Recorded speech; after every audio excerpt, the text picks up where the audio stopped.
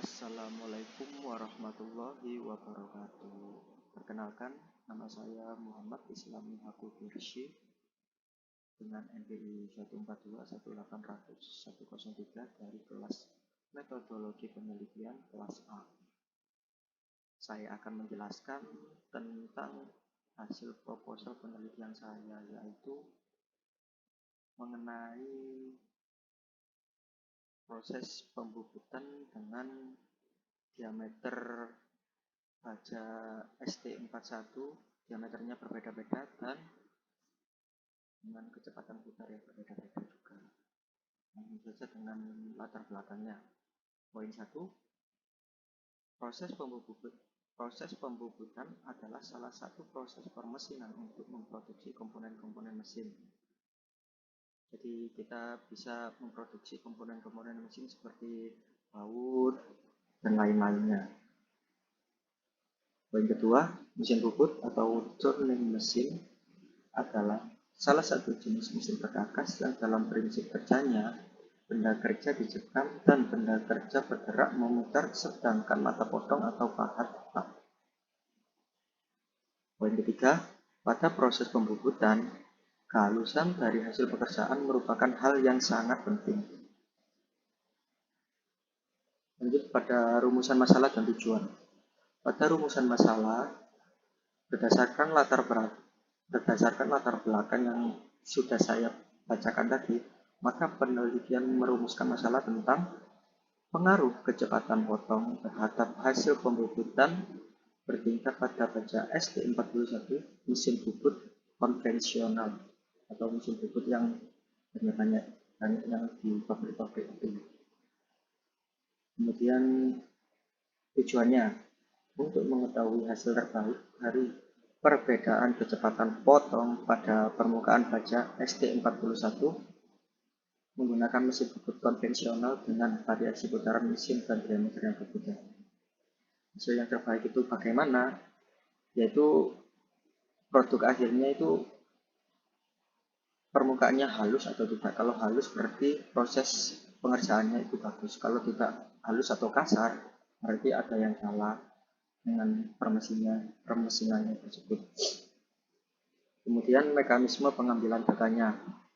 Untuk pertama kali sebelum kita melakukan analisa data atau penelitian, itu kita studi pustaka dulu, yaitu mencari referensi, kita tertarik ke bagian mesin apa atau gimana. Terus setelah itu sudah selesai, kemudian kita melakukan penelitian dengan mempersiapkan alat dan bahan yang sesuai dengan apa yang kita teliti. Kemudian setelah alat dan bahan selesai kita kumpulkan, yang berbeda kan pengujian spesimen baja ST41 itu menggunakan diameter yang berbeda-beda, yaitu 20 mm, 25 mm, dan 28 mm. Setelah hal tersebut, kita akan mendapatkan data hasil perbedaan kecepatan potong pembubutan bertingkat. Gimana penjelasannya? Yaitu diameter yang berbeda-beda ini kita bubut dengan kecepatan yang berbeda-beda. Terus setelah hasil jadi, kemudian analisa hasil dan pembahasan. Analisanya kita dapat menemukan apakah produk tersebut itu bagus atau tidak. Setelah analisa hasil, kita dapat menyimpulkan apakah permesinan itu baik atau enggak, dan juga bisa memberikan saran. Kemudian selanjutnya pengukuran atau hasil pengambilan data. Poin pertama, alat dan bahan harus sesuai dengan apa yang kita tetapkan. Poin yang kedua, pengujian dengan menggunakan spesimen yang memiliki ukuran berbeda-beda, yaitu dengan 20 mm, 25 mm, dan 28 mm. Poin ketiga, mesin yang digunakan juga harus sesuai dengan apa yang kita inginkan, sehingga hasilnya seperti yang kita mau. hasil yang kita inginkan itu seperti apa ya. Berarti sesuai dengan ukuran yang kita mau dan analisa data yang kita inginkan. Nomor 6, perhitungan menjawab tujuan ini yang mengetahui hasil terbaik dari perbedaan kecepatan potongan pada permukaan baja ST41 menggunakan mesin konvensional dengan variasi putaran mesin dan diameter yang berbeda. Poin pertama, melakukan perhitungan teoritis pada setiap kecepatan dan diameter benda. Jadi kecepatan dan diameter juga harus diperhitungkan sehingga mendapatkan hasil yang maksimal. Kedua, hasil dari perhitungan teoritis dibuat dalam bentuk tabel untuk memudahkan kita membacanya.